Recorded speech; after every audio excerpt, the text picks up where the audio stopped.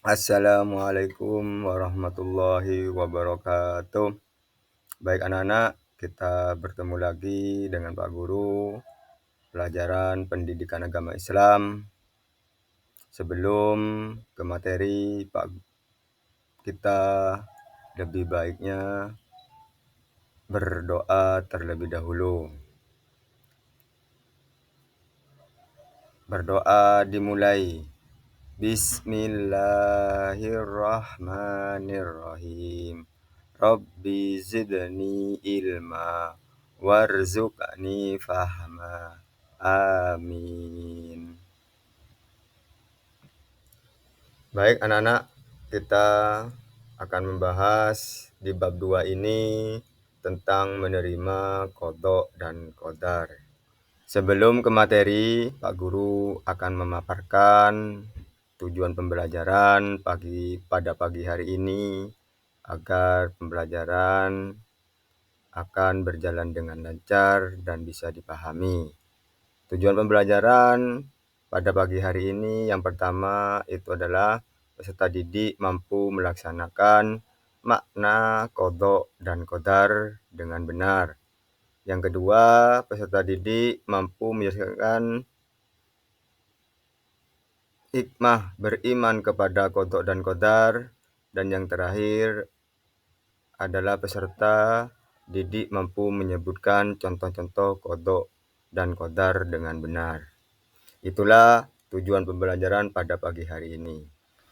Baik anak-anak, untuk materi yang pertama itu memahami makna qada dan qadar. Apa sih artinya pengertian dari qada? Qada adalah keputusan atau ketetapan terhadap suatu ketentuan yang telah ditetapkan oleh Allah bagi makhluknya. Sejak zaman azali, ada yang tahu apa sih zaman azali itu? Zaman azali itu adalah zaman yang dimana hanya ada Allah saja dan penciptaan atas segala sesuatu belumlah dimulai. Itulah yang dimaksudkan dengan zaman azali. Kemudian pengertian dari qadar atau disebut juga dengan takdir. Itu qadar atau takdir adalah segala ketentuan Allah Subhanahu wa taala yang telah berlaku semua makhluknya. Namun, qadar dapat diubah dengan manusia atau ikhtiar. Ada yang tahu dengan arti ikhtiar? Ikhtiar artinya usaha manusia untuk memenuhi kebutuhan dalam hidupnya. Itulah pengertian dari ikhtiar. Baik anak-anak, inilah contoh dari qada dan qadar. Pak Guru akan menjelaskan contoh qada terlebih dahulu.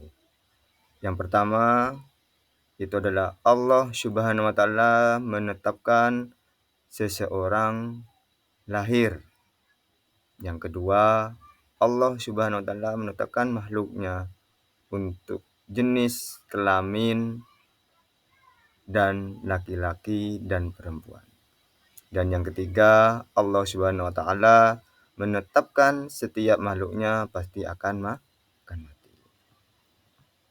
Kemudian contoh dari qadar yang pertama itu adalah menjadi pintar dan juara kelas karena belajar dan berdoa.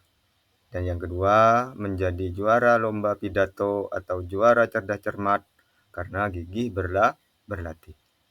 Yang ketiga, menjadi juara lomba kaligrafi dengan berlatih dengan giat dan tekun. Itulah contoh dari qadar. Kalau pengen juara harus belajar. Kalau pengen pintar kita harus belajar. Itulah semua contoh dari qadar. Baik anak-anak, hikmah beriman kepada qada dan qadar itu ada 4. Yang pertama adalah mendekatkan diri kepada Allah Subhanahu wa taala. Yang kedua, menenangkan hati, pikiran, dan jiwa. Dan yang selanjutnya itu mengajarkan diri untuk bersabar dan selalu bersyukur. Dan yang terakhir, menyeimbangkan sikap optimis dan tawakal. Itulah hikmah beriman kepada qada dan qadar. Baik anak-anak, mungkin penjelasan dari Pak Guru ada yang dimengerti, dan apabila ada yang ditanyakan, silakan ditanyakan. Oh, siap. Kalau nggak ada yang ditanyakan, Pak Guru akhiri dengan bacaan Alhamdulillah. Semoga kalian semua apa yang Pak Guru berikan ilmunya semoga barokah. Amin ya rabbal alamin. Dan kita bertemu lagi di hari berikutnya. Pak Guru akhiri, wabillahi taufiq wal hidayah. Assalamualaikum warahmatullahi wabarakatuh.